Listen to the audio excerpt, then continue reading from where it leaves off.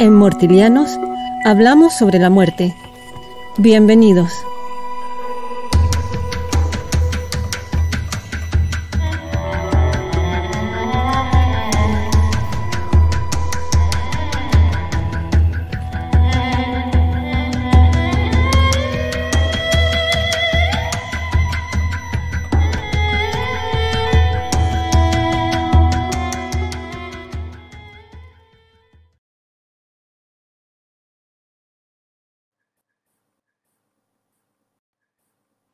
Me gustaría saber qué es un hospicio en Estados Unidos. Se admite a alguien en un hospicio cuando el médico le dice que su condición ya no tiene cura.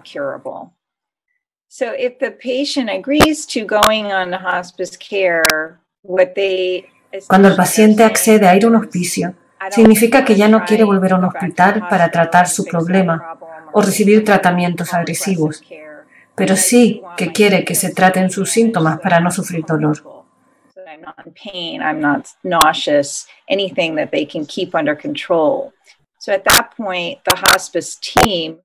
Y en ese punto el equipo del hospicio, que normalmente lo forma una enfermera en colaboración con un capellán, trabajador social y auxiliar de enfermería, este es el que se encarga de bañar y preparar las comidas. Este equipo lo atiende bajo la supervisión del doctor. Hands-on care of bathing and showering and some food preparation. But the way that hospice works here in the United States is that en los hospicios en Estados Unidos las personas entran y salen. La familia es responsable, o lo son los servicios, de dar 24 horas de cuidados. Así que las personas que no tienen familia han de acudir a otros servicios porque los hospicios no están configurados para dar atención todo el día. Solía haber unidades de hospicio de corta estancia, pero eso es cada vez menos frecuente. Todavía hay acceso a ello, pero es mínimo.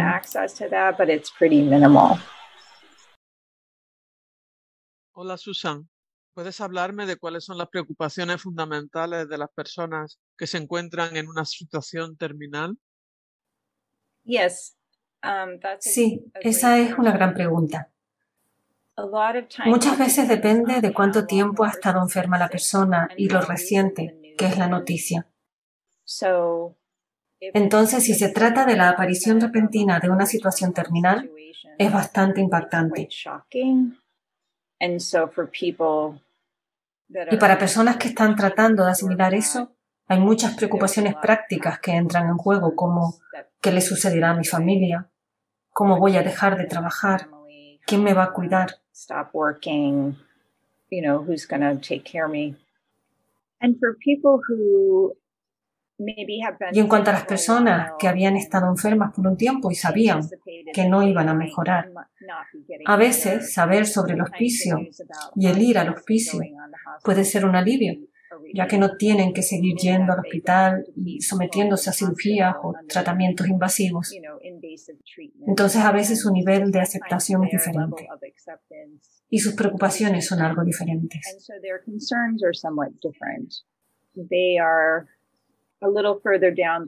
Van un poco más lejos de lo emocional y espiritual y se preparan, creo, en muchos sentidos para su muerte de manera diferente a alguien que acaba de recibir la noticia y que trata de encajar esa pieza del rompecabezas.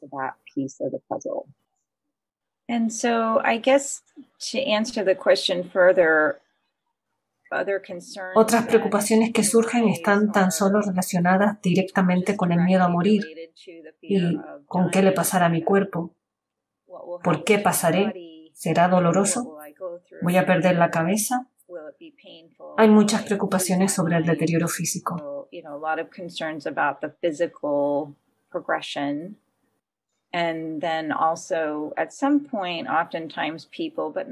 Y luego también en algunos momentos, algunas personas, pero no siempre, preguntan sobre qué sucede en el momento de la muerte y ven lo que quiere que se haga con su cuerpo cuando mueran, la planificación de entierros y funerales. A menudo eso viene más tarde y a algunas personas no les llega a interesar en absoluto.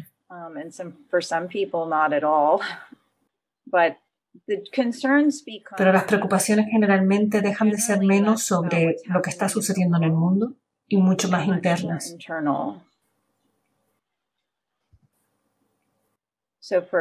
Primero sobre el cuerpo.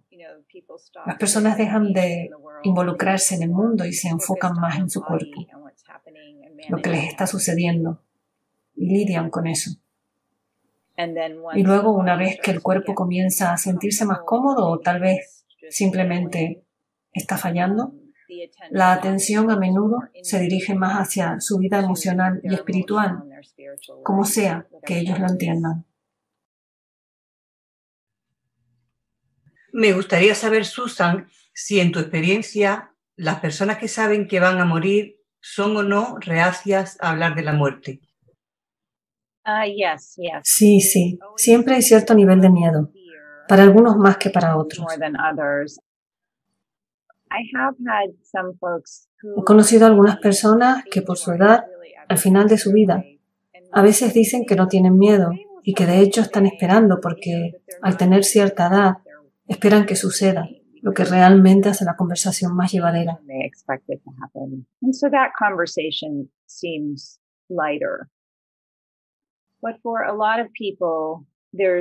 Pero para mucha gente hay tanto miedo que si se permitieran hablar de eso, todo se derrumbaría. Hay superstición sobre esto también. Si hacemos los planes del funeral, ¿eso causará que muera? Hay mucha superstición.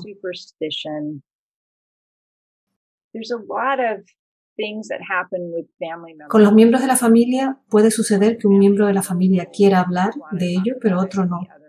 Y hay disputas sobre quién sabe qué y cómo deben compartir la información y si el paciente debe saberlo. Así que hay muchas dificultades en todos los sentidos con este problema cuando se trata de comunicarse.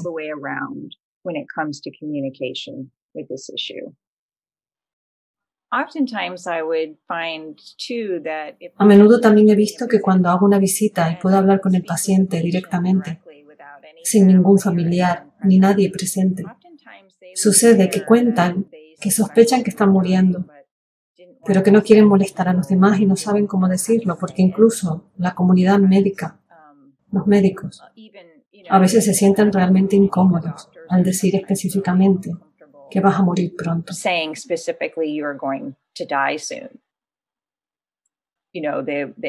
Quieren hablar sobre el problema, pero no necesariamente sobre eso. Algunos de ellos son geniales. Así que a menudo te sientas con un paciente y él o ella dicen que ya lo sabían, pero que no han tenido un lugar para hablar de esto.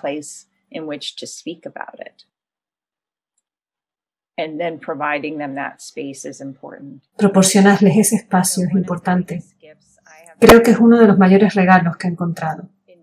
El poder ofrecer a alguien que está muriendo ese espacio para hablar de ello.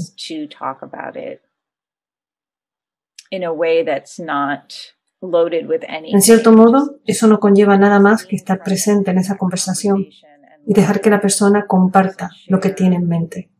Porque creo que la gente a menudo se siente muy sola, ya que culturalmente hay un gran miedo a la muerte y a hablar de ello.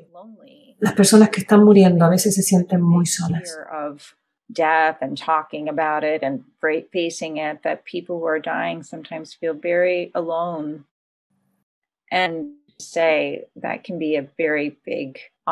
Entonces sí, si alguna vez tienes la oportunidad de sentarte con alguien que está enfermo o potencialmente muriendo y simplemente crear el espacio para que puedan expresarse,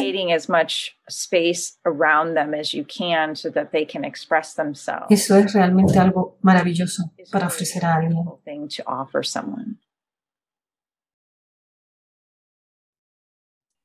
¿Y alguna vez has encontrado gente abierta a las ideas espirituales y has querido leer para ellos?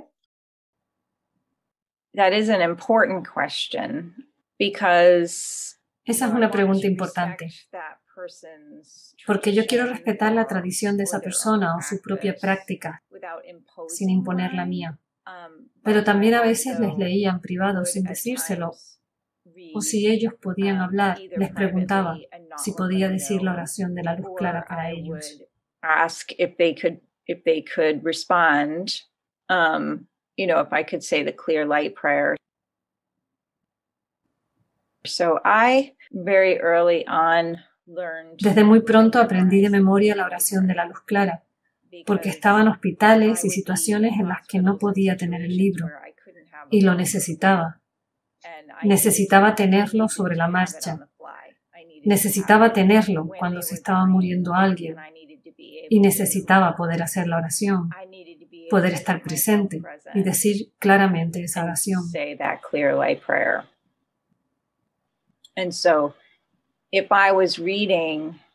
Así que si estaba leyendo en casa para alguien o simplemente practicando la lectura, realmente haciéndolas, ya sabes, como parte de mi vida, y teniendo esa oración clara justo ahí, sabía cómo estar presente y decirla de una manera que fuera entregada.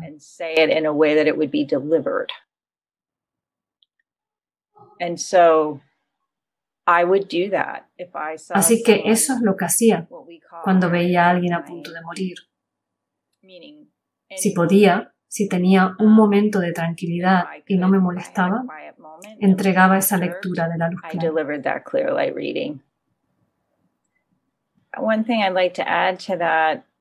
Entregando esa oración, aprendí a establecer contacto. Si pasas algún tiempo con alguien que esté cerca de morir, es un momento hermoso para aprender a hacer contacto porque, según mi experiencia, hay algo en ese abandono del cuerpo que permite que ese contacto fluya mucho más fácilmente. Lo que aprendí fue que mi práctica de las lecturas me permitía entender cómo hacer contacto rápidamente.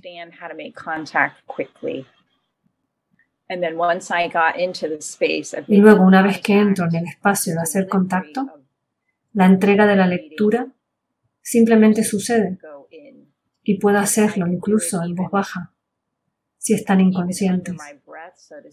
Me acerco lo más que puedo y la digo en voz baja.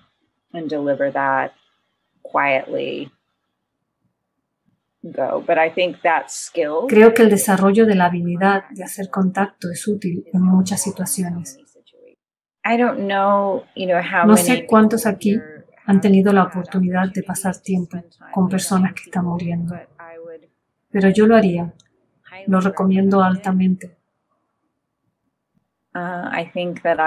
Creo que he aprendido mucho sobre cómo estar en el mundo porque desde muy temprana edad he pasado tiempo con personas que están cerca del morir y comprendí su punto de vista.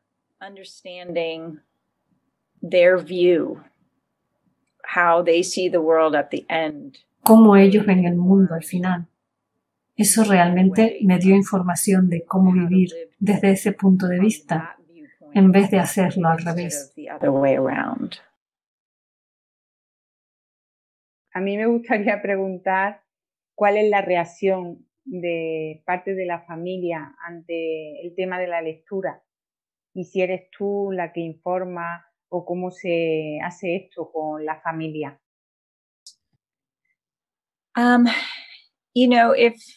If they were open to it, I would say that I would be reading. Si la familia está abierta a la lectura, les digo que leeré desde mi casa para esa persona y que quizás podría traer el libro un día y leer cerca de ella. Lo que he podido observar es que muchas veces las familias no están muy cómodas con este tema y no entienden muy bien de qué se trata, quizás por una cuestión cultural. Lo que a menudo hacía era buscar lo que las familias tenían como tradición, si tenían alguna creencia o conexión espiritual a través de alguna religión. La idea era preguntarles si había algún tipo de oración que me pudieran facilitar y trabajar con ella. Entonces les enseño a las familias cómo hacer esta oración de una manera y desde un espacio que no sean intrusivos, a establecer contacto con la persona, a centrarse exclusivamente en ella y a entregarle esa oración. Eso sí que funciona mejor. En el proceso de comunicarte con la familia sobre estas cosas, ¿cómo es esa conversación como trabajadora social? ¿Le plantea el asunto a la familia? ¿Qué le dice? ¿Le interesa hacer una oración? ¿Una oración puede ayudar a la persona a calmarse? Lo que encontré es que tanto el morir como la muerte casi siempre están relacionados con las primeras experiencias religiosas de las personas. Cualquiera que sea la exposición que tuvieron a alguna tradición espiritual o tradiciones religiosas, hay algo en sus vidas que está conectado espiritualmente con la muerte y el morir. Así que busco eso. ¿Cuál es la práctica o tradición de alguien? ¿Cuál fue esa conexión? Y luego, si veo que alguien se está acercando a la muerte, pero tiene dificultades para entenderlo, busco otras cosas con las que ellos hayan trabajado en el pasado. ¿Cuáles son esas cosas? Las busco y lo intento con eso. Tal vez no sea lo que esa persona quiere en ese momento, pero aprendo de ello lo suficiente para traer algo más al momento presente. Una cosa que he observado es que cuando las personas se están confrontando con la muerte, sin importar la enfermedad u otras circunstancias, en general lo que ocurre es que su cuerpo físico y su personalidad comienzan a desvanecerse, empiezan a desaparecer. Y cuando ocurre esto, sus seres queridos o quienes los cuidan a veces se confunden, queriendo mantener el contacto o permanecer en contacto con ellos. En ese punto, les diría que ahora es cuando están hablando más con el espíritu. Ahora es como una especie de viaje. Probablemente con la gente esta expresión funciona bien, al menos en ese momento. Y si continúas hablando con ellos para seguir orientándoles, lo que yo les diría es que esto no es para traer a la persona de regreso al mundo necesariamente, sino para ofrecerle alguna instrucción, alguna dirección. Usas estos recursos espirituales que tienes, que funcionan para ti, para ofrecerle a esta persona cierta instrucción sobre cómo seguir adelante y cómo lidiar con ese proceso. Así, les das una forma diferente de relacionarse, porque ellos quieren estar ahí. Si les puedes decir que los están ayudando al ayudarles a seguir adelante, entonces aún podrían involucrarse en el proceso, pero sin aferrarse. Con carácter general, las personas que están en esa situación tienen miedo al sufrimiento y si eso les lleva a querer adelantar el momento de morirse. Si les lleva a pedir que se les ponga más morfina para evitar ese sufrimiento. Sí, no es raro que la gente se asuste bastante de lo que le sucederá al cuerpo al morir. El dolor, la desorientación, la incapacidad para moverse, todo este tipo de cosas son bastante aterradoras.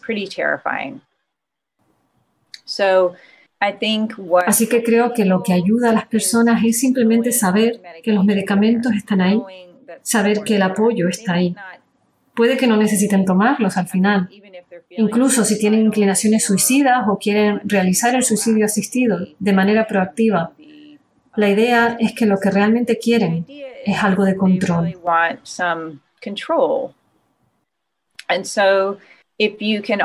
Así que si puedes asegurarles que no sabemos exactamente con qué nos vamos a encontrar, pero que sí sabemos que podemos tener a mano estas cosas si son necesarias, y que tú vas a estar ahí, paso a paso, asegurándoles que en el camino todo se puede ir resolviendo para que se sientan cómodos.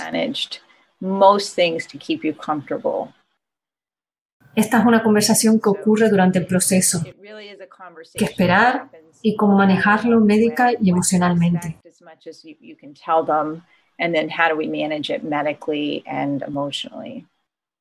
En ese sentido, también agregaría que cualquier tipo de apoyo que pueda darse a una persona moribunda, como poder mantener sus síntomas controlados, es realmente importante, porque a veces esto se pierde. Y si un familiar o cuidador puede dar un paso al frente y decir, oye, es necesario atender esto, porque a veces las personas realmente pueden perderse en sus síntomas físicos. Y no he encontrado que esto sea particularmente útil para nadie, si se puede manejar con medicamentos o con algún otro equipo médico, o algo simplemente que pueda mantener esos síntomas bajo control. Así que muchas veces es solo tener a alguien, si es posible, que apoye que eso se dé. So a lot of times it's just having somebody, if possible, advocate for that to happen. Una persona que acepta la lectura antes de entrar en el estado de tránsito, ¿es beneficioso tener ratos con ella y leerle lectura del libro de los muertos? Yeah, I think that's Sí, creo que sería una forma bonita de acercárselo si a ellos les parece apropiado. Te familiarizas con el lenguaje y el ritmo, y con lo que es importante, y con cómo funciona, cómo se aplica a su situación de manera sencilla. Quizás no hacemos todo el proceso formal, pero sí las partes que tienen sentido para ellos en esos momentos, y que quizás les ofrezca a esa persona algo de paz. Right now that can maybe offer that person some peace. I find that if you show up with Si con la gente que está a punto de morir te muestras de forma abierta y con buena disposición para ayudarles en lo que puedan necesitar, ellos te van a decir lo que necesitan y podrás ofrecérselo y ser un guía de la mejor forma que puedas. Pero ellos te lo dirán a lo largo de todo el proceso si les escuchas y les preguntas qué necesitan en su situación particular. Listening and asking what's needed for their particular situation. Thank you so much for having me. I really appreciate sharing this information because it's such a sacred, to me, it's such a sacred moment in time, and to be able to touch that in some way with another person is a precious moment, really. Thank you so much for having me. I really like when you talk about protecting the space and holding the contact. I think that is a great clue. Thank you very much. You're more than welcome. Thank you. Yes. Yeah. Thank you so much. And if ever I can do anything to support your work as a group, I'm happy to do so.